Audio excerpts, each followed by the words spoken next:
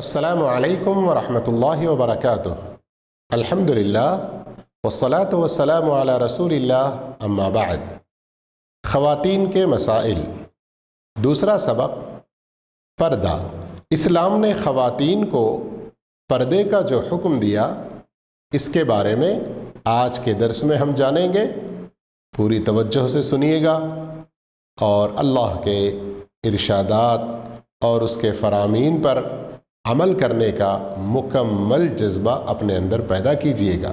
اسلام نے خاندان کے ٹوٹنے پھوٹنے اور ضائع ہونے سے بچانے کی پوری کوشش کی ہے، اسی لیے آداب و اخلاق کی ایک اچھی اور مضبوط دیوار اس کے اطراف کھڑی کی ہے، تاکہ دل برائی سے محفوظ رہے اور معاشرہ صاف ستھرا رہے، نہ ہی شہوت رانی ہو، نہ جذبات بھڑکیں، اور جو جذبات فتنے کو ہوا دیتے ہیں ان کے سامنے ایک مضبوط رکاوٹ کھڑی کی۔ چنانچہ مرد اور خواتین سبھی کو نظریں نیچی رکھنے کا حکم دیا ہے۔ اپنی نظروں کی حفاظت کا حکم مردوں کو بھی دیا، عورتوں کو بھی دیا۔ اللہ تعالی نے پردے کو جو مشروع قرار دیا، اور خواتین کو چاہیے کہ جس طرح وہ نماز کا اہتمام کرتی ہیں، روزے کا اہتمام کرتی ہیں کہ یہ اللہ کا حکم ہے، اسی طرح پردے کا اہتمام کریں۔ یہ بھی اللہ کی عبادت، اس کی اطاعت اور اس کی فرما برداری ہے۔ تو اللہ تعالی نے پردے کا جو حکم دیا ہے، کیوں دیا؟ تاکہ عورت باعزت رہے،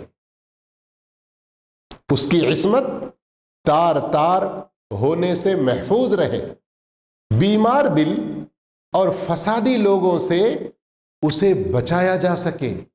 اور جو لوگ عزت و آبرو کی قیمت کو، اس کے ویلیو کو نہیں سمجھتے، ایسے لوگوں سے اسے محفوظ رکھ سکے اور زہریلی نگاہوں سے بچا کر فتنوں کے دروازوں کو بند کر دیا جائے۔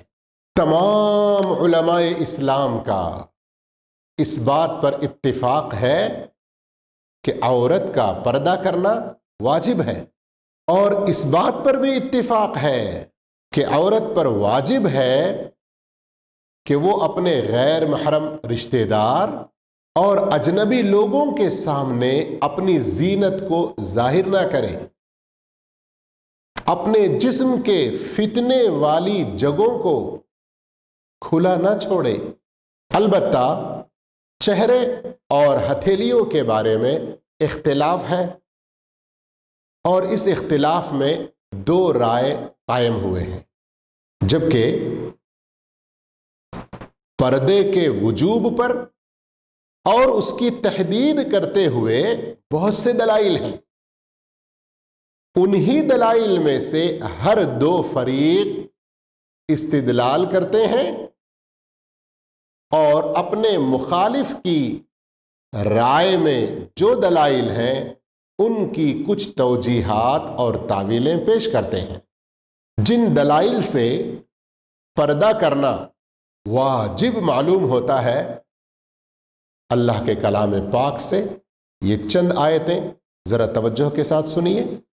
وَإِذَا سَأَلْتُمُوهُنَّ مَتَاعًا فَاسْأَلُوهُنَّ مِنْ وَرَاءِ حِجَابٍ ذَلِكُمْ أَطْهَرُ لِقُلُوبِكُمْ وَقُلُوبِهِنَّ۔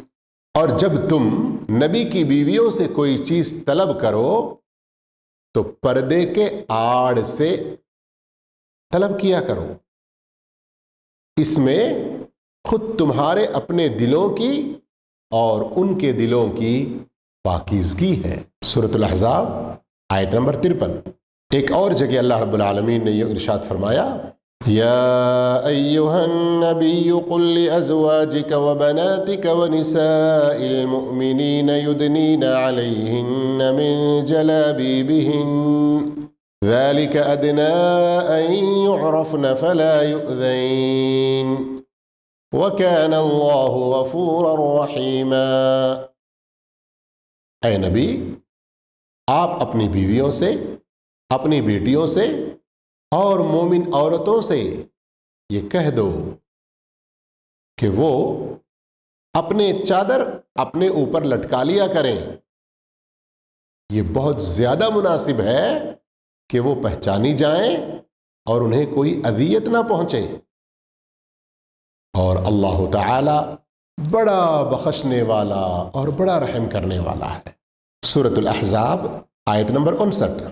ایک اور جگہ اللہ رب العالمین کا یہ فرمان ہے، وَقُلْ لِلْمُؤْمِنَاتِ يَغْضُضْنَ مِنْ أَبْصَارِهِنَّ وَيَحْفَظْنَ فُرُوجَهُنَّ وَلَا يُبْدِينَ زِينَتَهُنَّ إِلَّا مَا ظَهَرَ مِنْهَا وَلْيَضْرِبْنَ بِخُمُرِهِنَّ عَلَى جُيُوبِهِنَّ وَلَا يُبْدِينَ زِينَتَهُنَّ إِلَّا لِبُعُولَتِهِنَّ۔ سورۃ النور آیت نمبر 31۔ آپ مومن عورتوں سے کہہ دیں کہ وہ اپنی نظریں نیچی رکھیں اور اپنی شرمگاہوں کی حفاظت کریں اور اپنی زینت کو ظاہر نہ کریں سوائے اس کے جو خود ظاہر ہو، اور اپنی اوڑھنیوں کو اپنی گریبانوں پر لٹکا لیا کریں اور اپنی زینت کو ظاہر نہ کریں سوائے شوہروں کے سامنے، اور اس کے بعد کچھ اور محرم رشتہ داروں کا ذکر ہے۔ اب ان آیات کی تلاوت اور ان کے ترجمے سے آپ نے پردے کے وجوب کے بارے میں اچھی طرح سمجھا ہوگا نا۔ اگر کچھ کمی باقی رہ گئی تو ذرا آئیے، جب یہ آیتیں نبی کریم صلی اللہ علیہ وسلم پر نازل ہوئیں اور آپ صلی اللہ علیہ وسلم نے صحابہ کو، صحابیات کو سنایا، تو اس وقت کی مومن عورتوں نے ان آیتوں سے کیا سمجھا؟ کچھ حدیثیں ہم سنتے ہیں۔ حضرت ام المؤمنین طاہرہ مطہرہ عائشہ صدیقہ رضی اللہ تعالی عنہ بیان کرتی ہیں، کن نساء المؤمنات یشہدن مع رسول اللہ صلی اللہ علیہ وسلم صلاة الفجر متلفعات بمروطہن ثم ينقلبن إلى بيوتهن حين يقضين الصلاة لا يعرفهن أحد من الغلس۔ مسلمان عورتیں اپنی چادروں میں لپٹی ہوئی نماز فجر میں نبی کریم صلی اللہ علیہ وسلم کے ساتھ حاضر ہوتی، اور جب نماز سے فارغ ہو جاتی تو اپنے گھروں کو جب لوٹ کر جاتی تو اندھیرے کی وجہ سے اور پردوں میں پوری طرح لپٹی ہوئی ہونے کی وجہ سے انہیں کوئی پہچان نہ سکتا۔ صحیح بخاری کی یہ حدیث ہے۔ یہی طریقہ بعد کے زمانے میں بھی رہا۔ جی ہاں، آپ کو پتا ہے کہ احرام کی حالت میں عورت اپنے چہرے کو کھلا رکھے، لیکن کب؟ جب کوئی اجنبی مرد نہ ہو۔ جب اجنبی مرد ہو تو پھر اپنی اوڑھنیاں اپنے چہرے پر ڈال کر چھپا لیا کریں۔ یہی کام صحابیات اور اسی طرح ان کی جو شاگردنیاں، تابعین کی بیویاں اسی طرح کیا کرتی۔ موطا امام مالک میں صحیح حدیث ہے، فاطمہ بنت منذر فرماتی ہیں کہ ہم اسماء بنت ابی بکر صدیق رضی اللہ تعالی عنہما کے ساتھ احرام کی حالت میں ہوتی، کننا نخمر وجوہنا، ہم ہمارے چہروں پر اوڑھنیاں ڈالی ہوئی ہوتی تاکہ ان کے چہروں کو کوئی دوسرے مرد دیکھ نہ پائیں۔ غور کیجئے، عبادت اپنی جگہ بہت بڑی چیز ہے، اس میں عورت کو، یعنی احرام کی حالت میں عورت کو چہرہ کھلا رکھنا ہے، لیکن جب اجنبی مردوں کا سامنا ہو تو عورت کی عصمت و عفت، عورت کی حفاظت، یہ اس سے کہیں زیادہ ہے، اس لیے اس کا پردہ کرنا ضروری ہے۔ سورہ نور کی آیت نمبر 31 ابھی آپ نے سنی ہے اور اس کا ترجمہ بھی سنا۔ صحیح بخاری کی ایک اور حدیث پر غور فرمائیے۔ عائشہ صدیقہ رضی اللہ تعالیٰ عنہا فرماتی ہیں، رحم اللہ نساء المہاجرات الاول، اللہ تعالی ابتدائی مہاجر عورتوں پر رحم فرمائے۔ لما انزل اللہ، جب اللہ رب العالمین نے سورہ نور کی یہ آیت نازل فرمائی، وَلْيَضْرِبْنَ بِخُمُرِهِنَّ عَلَى جُيُوبِهِنَّ، وہ اپنی چادروں کو اپنے گریبانوں پر لٹکا لیا کریں۔ اور غربت کا یہ عالم کہ آج کی طرح الگ سے ایک اوڑھنی، الگ سے ایک نوز پیس، الگ سے کوئی اسکارف، اس طرح کی کوئی چیزیں نہیں تھیں۔ اللہ اکبر! کیا کیا؟ شققنا مروطہن فاختمرن بہا، اپنی چادروں کو انہوں نے پھاڑا اور اس سے پردہ کرنا شروع کیا۔ اللہ اکبر! اللہ اکبر! یہ مسلمانوں کی ابتدائی شروع کی عورتیں جن پر قرآن نازل ہوا، اس کے مطابق انہوں نے عمل کیا۔ کیا یہ آج ہماری ماں بہنوں اور بیٹیوں کے لیے نمونہ نہیں ہے؟ بطور نمونہ اور سمجھنے کے لیے چند دلیلیں آپ کے سامنے پیش کی گئیں، ورنہ اور بہت سارے دلائل ہیں۔ چہرے اور ہاتھوں کے پردے میں ہلکا سا اختلاف ہے، یہ بات آپ نے سنی اور اس میں دو رائے ہیں۔ لیکن اب آئیے ذرا توجہ فرمائیے، پردے کے بارے میں اس ہلکے سے اختلاف کے باوجود وہ علماء جو یہ رائے رکھتے ہیں کہ عورت کے چہرے اور ہاتھوں کا بھی پردہ ہے، تمام اس بات پر متفق ہیں کہ بوقت ضرورت، مجبوری کی حالت میں عورت اپنا چہرہ کھول سکتی ہے۔ جیسے کسی ڈاکٹر کے پاس معائنے کے لیے چہرے کے کسی حصے کو کھولنا کہ ڈاکٹر دیکھ کر اس کا علاج کرے، اس طرح کی کوئی اور مجبوری کی صورت جہاں اسے کھولنا پڑ جائے تو اس کی اجازت ہے۔ اسی طرح دوسری رائے رکھنے والے وہ علماء جو چہرہ اور ہاتھوں کے پردے کے بارے میں نہیں مانتے ہیں، وہ اس بات پر متفق ہیں کہ جہاں فتنے کا اندیشہ ہو، فتنے کا خطرہ ہو، وہاں عورت اپنا چہرہ بند رکھنا، ڈھانپ کے رکھنا واجب ہے۔ جو علماء چہرے کے پردے کے قائل نہیں ہیں، وہ بھی کہتے ہیں کہ جب عورت کا چہرہ کسی جگہ کھولنے میں فتنے کا اندیشہ ہو تو پھر ایسی صورت میں اس کا چہرے کو ڈھانپ کے رکھنا واجب ہے۔ اب آج کے اس زمانے میں کس قدر شدید فتنہ ہے جو آپ سب اچھی طرح سے دیکھ رہے ہیں۔ شر و فساد عام ہو چکا ہے۔ جو خواتین چہرہ کھول کر چلتی ہیں وہ تو چہرے کو سجا کر نکلتی ہیں، آنکھوں میں خوبصورتی اور زیادہ پیدا کر کے نکلتی ہیں۔ اب ایسی صورت میں تو تمام اہل علم کا اتفاق ہے کہ یہ شکل اس صورت میں نکلنا یہ سراسر حرام ہے۔ اس لیے کچھ علماء اجازت دیتے ہیں، ایسا سمجھ کر دھوکے میں نہ پڑیں۔ ان علماء کی تحریروں کو غور سے نہیں پڑھا کچھ لوگوں نے۔ اسلام نے عورت کے لیے حرام قرار دیا کہ وہ اجنبی مردوں سے ملے، ان کے ساتھ مل جل کر اختلاط کی شکل اختیار کر لے، یہ حرام ہے۔ اور یہ ساری تدبیریں اس لیے ہیں کہ اخلاق، خاندان، عزت و ناموس کی حفاظت ہو۔ اسلام کی یہ بھرپور کوشش ہوتی ہے کہ گناہ سے بچنے کی ہر ممکن صورت اختیار کی جائے، فتنے اور فساد کے سارے دروازے بند کر دیے جائیں، عورت کا گھر سے نکلنا، مردوں سے میل جول رکھنا، بلکہ اپنی نمائش کرنا، بن سنور کر جانا، یہ سب شہوات کو بھڑکاتی ہیں، جرم کے راستے آسان کر دیتے ہیں۔ اللہ بچا کے رکھے۔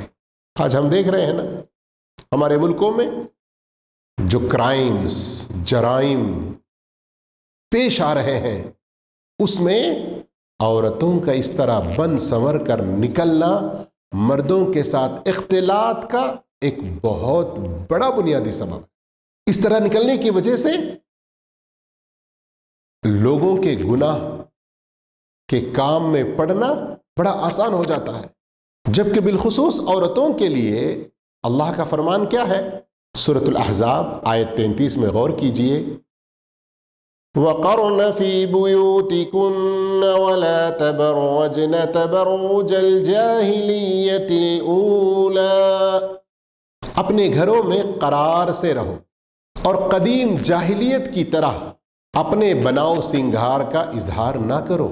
نیز اللہ تعالیٰ نے فرمایا کہ جب تم ان سے کوئی چیز مانگو تو پردے کے اوٹ سے، پردے کے آڑ سے، غور کیجئے، یہ آیت اس سے پہلے آپ سن چکے ہیں نا سورۃ الاحزاب آیت نمبر 53 میں، کہ کوئی چیز کسی اجنبی، ایک مرد کو کسی اجنبی عورت سے یا ایک عورت کو کسی اجنبی مرد سے کوئی چیز لینے کی ضرورت پڑ رہی ہے، پردے کے آڑ سے طلب کرنے کے لیے کہا جا رہا ہے، تو پھر گھل مل کر اختلاط کو،